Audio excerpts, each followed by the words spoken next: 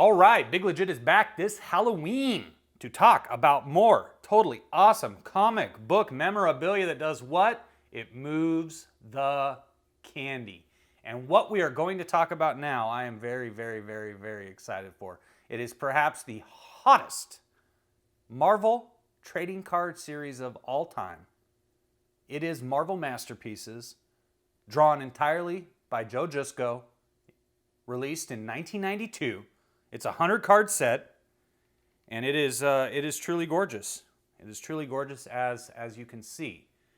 And you know, I don't have a lot to say about it. They did do factory tin sets of the cards that also contained like 5 lost Marvel cards that would only be found in the tins. There were 6 promo cards and 3 pre-production prototype cards too, which were only available to dealers or as free with Wizard Magazine and in some comic books like Marvel Age number 118.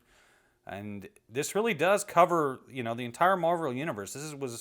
I can't recall how much these were when they came out, but you know, cards were like $1 for a pack, and these were like $3 a pack or something. And it worked. I mean, people were buying. People were buying these like mad. They were hard to find, and I have the full set. I have the full set, and I love it. The Blob, the Blaze, Black Widow, Black Panther, Black Cat, Bishop, Beast, Archangel, Apocalypse. They're absolutely stunning, as you can see. And I'm just going to go through like all of them. At some point, I would be interested in doing a live stream and maybe reading some of these, the ones that people find most interesting, and kind of reading what's on the back of them. It's a little difficult to do, as you can see. They're printed that way, and I don't want to have to just turn this each and every time we want to read something. But I thought you guys should see. Oh, I like the cable one. Let's talk about my favorites. Yeah, let's do that.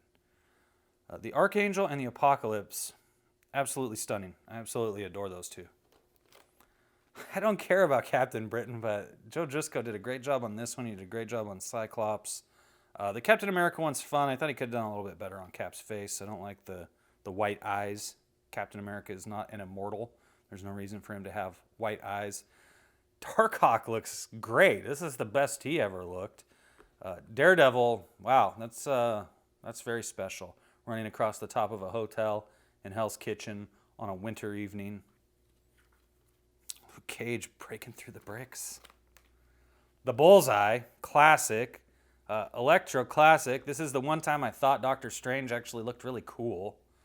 Elektra's not looking so hot there. Dr. Octopus looks great here. The Doctor Doom is fun. It could be better.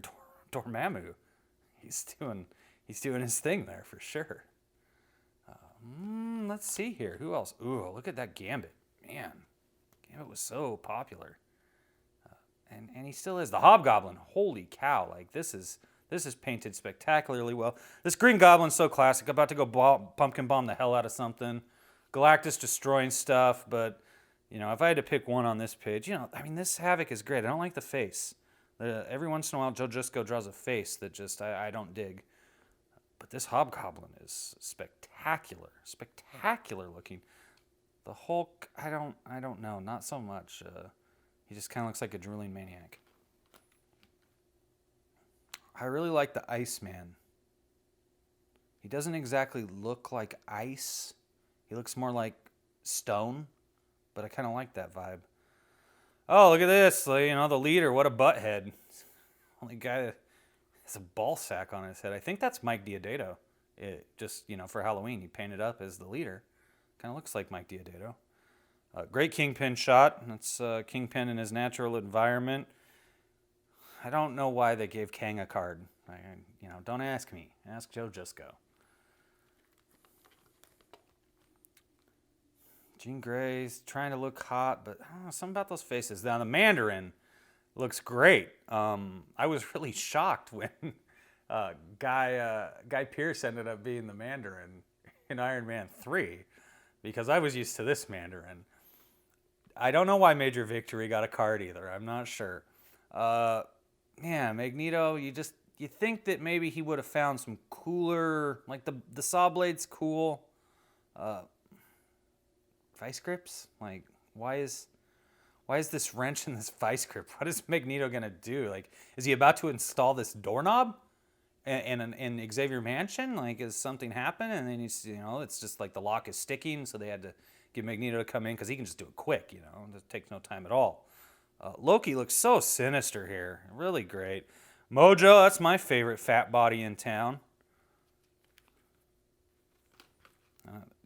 I don't want to deny the Mole Man because the Mole Man's really cool. Like, out of all the nerdy supervillains, Mole Man is king of the nerdy supervillains. This Namor card is epic, and so is this Mr. Sinister card, without a doubt. Night Thrasher's looking pretty cool, though. Maybe a little too posed. Just a little. Nightmare, I guess. Got a card? Okay. I think he could have drawn Namorita, I just think he could draw all these women looking more attractive. They're not nearly as sexy as they are when drawn by everyone else. But if I had to only pick 2 of these cards to take with me tonight, it'd be these 2. I'd give all the rest away just to have those 2. I'm not sure what's going on with Nick Fury's lips and teeth in this picture. It's just something kind of odd about it. I thought he was more of a Robusto kind of guy, too. Surprised to see him smoking a Swisher. Charles is just sitting around, as per usual. North Star, looking really, intense right here. Really intense. Quasar's face is this reminds me of something from Happy Days. It's this is a 70s sitcom if there ever was one. This one's very different, Nomad with Baby Bucky. Yeah, very different. The Quicksilver, really awesome to see him in motion like that. Really well captured. Psylocke, why her thighs are pretty thick there. Nothing wrong with that. Just, I don't know. Just kind of odd. Oh, now Shatterstar, awesome. Silver Sable's butt, awesome. I was a big fan of Silver Sable. I don't know if other people were, to be honest. I don't remember her being that popular with anyone other than me. I just thought it was kind of cool, the silver hair and all that. Red Skull, as you know, my favorite villain. And this is very much like a Hitlerian kind of a vibe going with his body. I dig him. Yeah, these other ones are okay. The Sabretooth one's pretty neat. Super Skrull. There we go. Now, the Super Skrull is awesome, in my opinion. Thanos is doing his thing. She-Hulk. They just had to fill, you're doing 100 cards. I guess you got to put Guido in there, right? I guess so. They got Speedball in there, too, which I thought was kind of dorky. Sleepwalker looks pretty cool here, to be honest. I didn't read Sleepwalker. I think I maybe have an issue or 2. I would like to maybe revisit him. Seems like a character, kind of like the old boy back here. Also, Darkhawk, not Shadowhawk. Don't get confused. Darkhawk. I'd be interested in revisiting this character and this character as an adult to see if they can get any traction with me.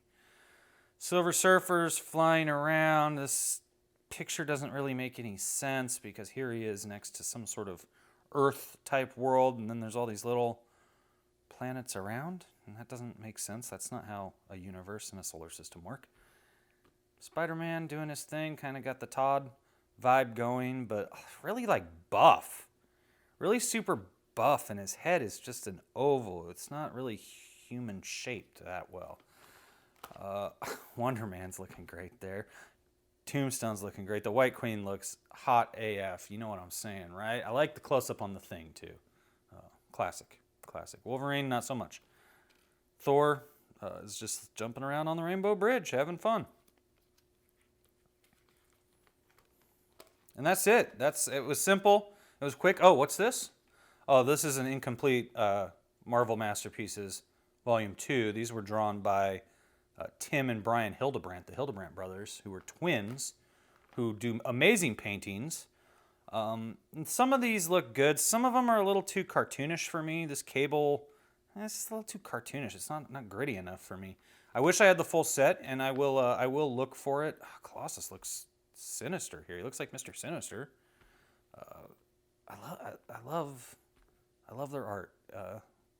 They did some books that were children's stories: Peter Pan, Wizard of Oz, Pinocchio, a few others, and they did the paintings for these books, and they're absolutely stunning. And it's actually, there is a Hildebrandt card set that I have too that maybe I'll show off in the future that shows some more of their art. I'm fine with thumbing through this, but it's really unfortunate that I don't have the whole set, and I will. Great Green Goblin. I will do my part to find that for all you beautiful people before next Halloween. But I just wanted to kind of show this off because I know that this was the hottest card set ever made. This, along with, I want to say it was X-Men Series 2, which came out like right after the X-Men cartoon on Fox. And that really blew up. Even my cousin Mark, who was not a comic book fan, ended up collecting those cards and collecting some X-Men comics for a year or so because the X-Men were that hot. But this, I would say, was definitely the most popular Marvel card set in history. Simple fact that, cards went from $1 a pack to $3 a pack with this. And they were just going like hotcakes. You go into a shop and no, come back next week. We might have some more boxes in next week. Flying off the shelves, just flying off the shelves. And clearly you can see why. There had been nothing done like this before where we saw super. This was before Alex Ross was on the radar with anybody. Joe Jusko was painting all of these, and I wish there was more information about this. I'd love to know how long it took Jusko to do this card set. This is a lot of paintings. 100 cards is a hell of a lot of paintings to do. I don't know how long it would take. A year? I would think maybe it depends on the size of the painting, and I don't know the answer to that either. If anyone out there does, please leave it in the comments below because I'm still mesmerized by this card set to this day, 26 years after it came out. It's still absolutely stunning to look at and still is inspiring. Really, that's what I think is it's inspiring. It makes you fall in love with comics. It makes you want to write comics or draw comics or when you're a kid, it makes you want to be a superhero and stop Bullseye from killing this guy and stop that dirty little cackle. So, that's all I got to say right now. I just wanted to show this off to you guys in case anybody forgot how awesome these looked. Now you won't forget again. So, I'm going to come back in a little bit and talk about some more totally awesome Halloween comics that do what? They move the candy.